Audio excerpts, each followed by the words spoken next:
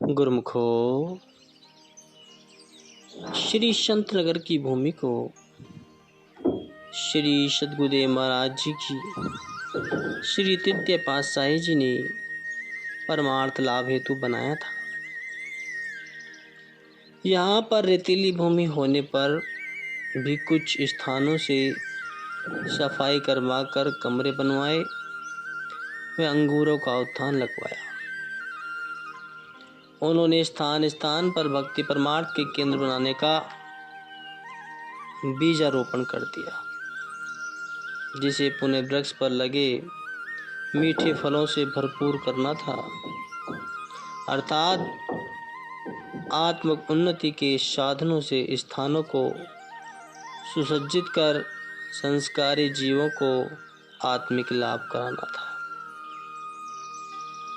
श्री संत नगर की भूमि मानो संतों साधुओं की तपस्थली थी। यहाँ पर साधकों ने परमात्मा के दर्शन से आत्मा का एकाकार करने के अनवरत योग साधन किए। आज श्री परमहंस अवतार के अलौकिक दिव्यमान श्री दर्शन एवं लीलाओं का अम्य रस पान कर मस्ती में झूम रहे थे। सचमुच श्री संत नगर को साकार लीला स्थल कहा जाए तो अतिशयोक्ति न होगी। एक बार श्री पंचम पातशाही जी महाराज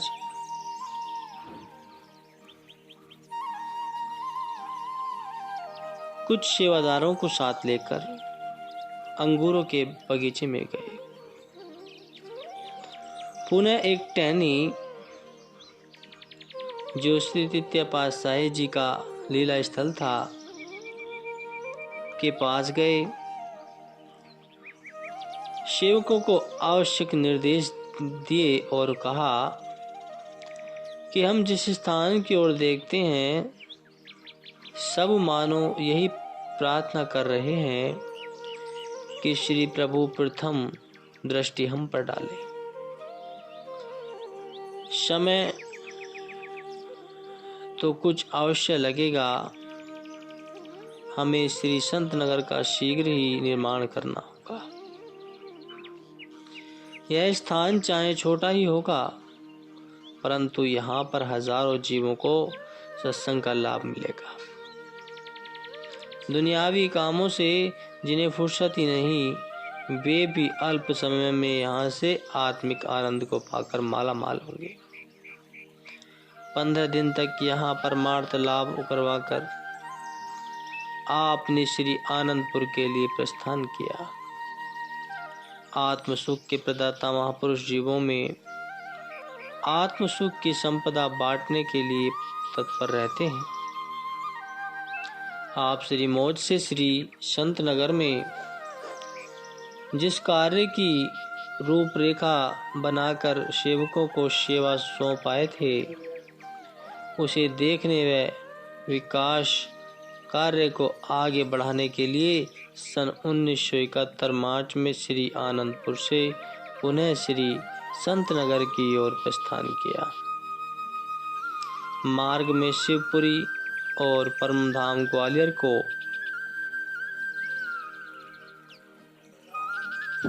कृतार्थ करते हुए श्री संत नगर पहुंचे। यहाँ पर अभी थोड़ा सा ही स्थान साफ हुआ था और वहाँ पर लंगर के लिए दोनों और एक एक कमरा ही बना हुआ था, तो दर्शन हॉल एवं निवास स्थान भी छोटा था। भक्तनियों एवं भक्तों की तरफ एक कमरे में श्री परमहंस मंदिर बनाकर श्री आरती पूजा की व्यवस्था की और स्वयं श्री गुरु महाराज जी भक्तों की और श्री मंदिर में जाकर प्रातः शाम श्री आरती पूजा करते। भक्तों ने श्री दर्शन हॉल की सफाई करके दरिया बिछाई। रात्रि को श्री दर्शन खुलने से पहले आपने वहाँ कृपा फरमाई। छोटा स्थान होने के कारण सभी गुरुमुख जहाँ आप पधारते वहीं इकट्ठे हो जाते। आप इन्हें देखकर फरमाते कि हमारे पास जो सेवा की संपदा है, हमारे पास आओगे तो सेवा ही सेवा मिलेगी। बोलो, सेवा करने आए हो, सेवा करोगे? सबने एक ही स्वर में विनय की, हमें अपनी कृपा और प्रसन्नता के पात्र बनाए, श्री दर्शन से हर्षाए। तो आपने फरमाया, दर्शन हॉल की सारी दरिया उल्टी करते हुए बाहर ले आए। भक्त हैरान थे कि अभी तो सब बिछा कर गए थे, अभी उठवा भी रहे हैं, तो श्री दर्शन का समय होने वाला है। सब श्री मौज को सिरधार्य कर सेवा में जुट गए। अभी आधी दरिया बाहर निकली ही थी कि एक दरी के नीचे से 3-3 फुट लंबे फनियर सांप बाहर गिरे, जिनको फुंकार करते हुए देखकर भक्तों ने विनय की कि प्रभु आप बाहर मत जाएं। अभी दरिया बिछाकर गए थे तो उस समय यहाँ कुछ नहीं था, फिर ये कहाँ से आ गए? तो आपने फरमाया कि हमें अवश्य बाहर जाना ही पड़ेगा, और सभी गुरुमुख भी साथ साथ बाहर चल दिए। सबने देखा कि दोनों सांप श्री गुरु महाराज जी की ओर से झुकाकर स्थिर हो गए। तो आपने फरमाया, प्रेमी, आपका काम पूरा हो गया, अब अपने घर लौट जाओ। एक स्वर्ण ज्योति उनमें से निकली और न जाने कहाँ गायब हो गई।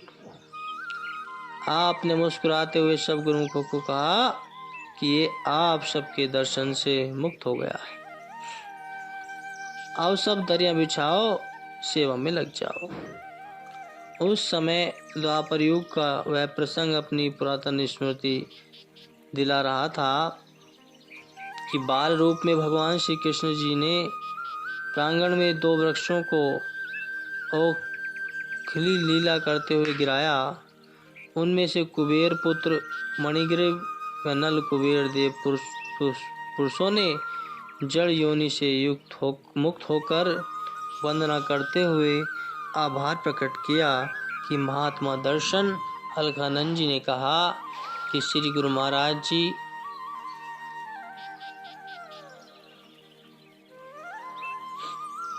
की अपरंपार लीला है, सब कुछ जानते हुए भी पर्दा डाल देते हैं। तो अभी श्री संत नगर पहुँचे हुए 7 ही दिन बीते थे कि एकदम वहाँ पर संगतों की बसें भरी हुई आने लगी। उन संगतों को निवास का प्रबंध इतनी जल्दी संभव नहीं था। दिन और रात जैसे जैसे संगतें आती, उन्हें उसी समय श्री प्रवचनों एवं श्री दर्शन से निहाल कर एवं संतुष्ट करके भेज दिया जाता था। रात्रि को बाहर जाने से लेकर 3 बजे तक श्री गुरु महाराज जी स्वयं लैंप लेकर कुर्सी पर विराजमान होते और गुरुमुख जन कांटों भरे स्थान को फावड़ों से साफ करके गोबर से स्थान लीपते और प्रातः 5 बजे वही टेंट लगे होते और संगतें उनमें आ जाती। धौलपुर, बाड़ी व ग्वालियर की सब दुकानों से टेंट मंगवाए गए। सब सुनकर हैरान थे कि श्री संत नगर में इतनी संगतें, दर्शनार्थी कहाँ से आ रहे। इन्हें मार्ग में किसी से भय भी नहीं लगता।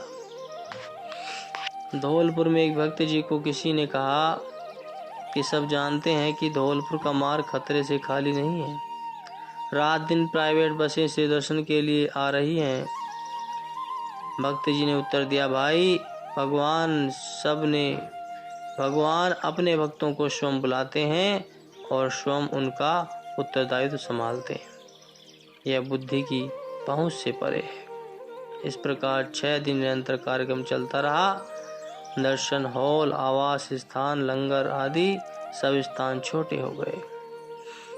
जितनी संगत आ रही थी उतना प्रबंध नहीं हो रहा था। परंतु गुरुमुखों के हृदय में केवल एक ही धुन थी कि महाप्रभु जी की एक झलक व श्री वचनों का हमें मिल जाए। इसी में ही सब सुख और आराम समाया है।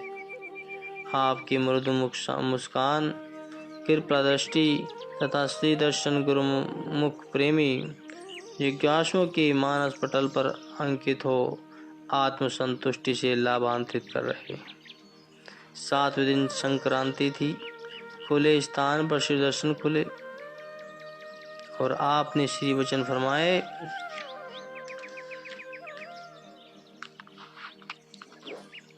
कि ये सब गुरुमुखों का तजुर्बा होगा कि दुनिया में हर एक इंसान सुख की चाहना रखता है और उसे पाने के लिए वह दिन रात पुरुषार्थ मेहनत करता है।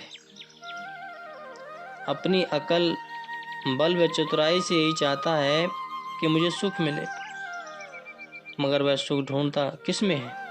वह सोचता है कि मैं बहुत धन कमा लूँगा या ऊंचा मर्तबा और इज्जत हासिल कर लूँगा तो सुखी हो जाऊँगा। मगर महापुरुष फरमाते हैं कि उसकी समझ और सोच गलत है। जिन चीज़ों में कुदरत ने सुख भरा ही नहीं, वे सुख कैसे दे सकती? अगर कोई चाहे कि रेगिस्तान में जा कर के अपनी प्यास बुझा लूं, तो ये कैसे संभव है? अगर वह झरने या कुएं के पास जाए तो ही उसकी प्यास बुझ सकती है। इसलिए सत्पुरुषों ने फरमाया कि अगर वह अपने ख्यालों को छोड़ करके संतों की संगत में आ जाता है तो उसको भक्ति के साधन मिल जाते हैं। भक्ति जो सुख का मूल है, सुख का भंडार है, उसे अपनाने से उसको भरपूर सुख मिल जाता है। मगर देखा जाता है कि आम संसारी जीव गलतफहमी से उस रास्ते पर चल रहा है जिससे उसको दुख व अशांति प्राप्त होती है। अगर उसे सत्पुरुषों की संगति मिल जाती है तो उसके जीवन में ज्ञान का उजियारा हो जाता है। उसे वह सुअवसर मिल जाता है जिससे वह सुख को प्राप्त कर सके। किससे? महापुरुषों ने फरमाया कि साध संग में चांदना, सकल अंधेरा और सहजो दुर्लभ पाइए सत्संगत में ठोर। कि सत्पुरुषों की सुसंगति के अतिरिक्त सब और अंधकार ही अंधकार छाया हुआ है। महापुरुषों की चरण शरण में आने से ही जीव को ठोर ठिकाना मिलता है। यह मानव जन्म मिला भी इसलिए है कि यह सत्पुरुषों की संगति को पाकर 84 के बंधन से छूट जाए, सब गम चिंताओं से आज़ाद हो जाए और सच्चे सुख को प्राप्त कर ले। महापुरुष जीव को आगाह करते हैं, चेतावनी देते हैं और महापुरुषों का संसार में अवतार भी इसलिए होता है कि वे भूले भटके जीवों को सही रास्ता दिखा सके। मानव जन्म की कदर कर गए कि यह जन्म किस लिए मिला है। आम जीव यह समझते हैं कि यह शरीर संसार के धंधों और विषय विकारों के लिए मिला है। मगर जो गुरुमुख जन सत्पुरुषों की संगति में आ गए हैं वे इन चीज़ों को तुच्छ समझते हैं। अगर मनुष्य जन्म को धारण करके केवल शरीर के सुख आराम के लिए ही यत्न किया तो फिर समझो कि कुछ भी नहीं किया। जैसे आए वैसे चले गए, बल्कि सिर पर बोझ उठा के ले गए। क्या दुनिया के पदार्थ जीव को निर्माण पद दिला सकते हैं या सुख दे सकते हैं? ऐसा नहीं हो सकता। जिसकी तासीर सुख देने वाली नहीं है वे कैसे सुख देंगे? अगर उनमें सुख होता तो महापुरुष कभी इन्हें छोड़ने के लिए न फरमाते। वे वाणियों में चिताते हैं कि सच्चा सुख केवल नाम सिमरन और सेवा भक्ति में है। इनमें सुरती की तार जोड़कर सुख स्वरूप बन जाओ। संगतों का उमड़ता समुदाय दिन रात से दर्शन एवं सत्संग प्रवचनों की निधि पाकर मालामाल हो रहा था। आपने अपनी असीम कृपा करते हुए उन्हें एक बार अमृत वर्षा करते हुए फरमाया कि महापुरुषों ने संसार की हालत देखते हुए यह निष्कर्ष निकाल दिया कि सारा संसार दुखी है, केवल भक्त जन सुखी हैं, क्योंकि उन्होंने नाम का आधार लिया है, भक्ति को अपनाया है, इसलिए वे सुखी हैं। सत्पुरुष अपनी वाणी में वर्णन करते हैं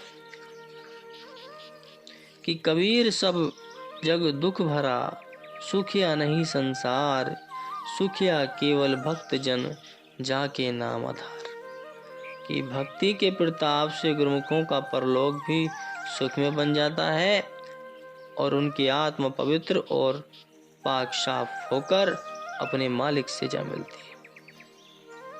बूंद समुद्र में मिलकर समुद्र रूप हो गई, आत्मा परमात्मा से मिलकर परमात्मा का रूप हो गई। आम दुनिया इसको समझे न समझे, मगर गुरुमुखों को यह अच्छी तरह समझ लेना चाहिए कि यह मानुष जन्म बार बार नहीं मिलता है।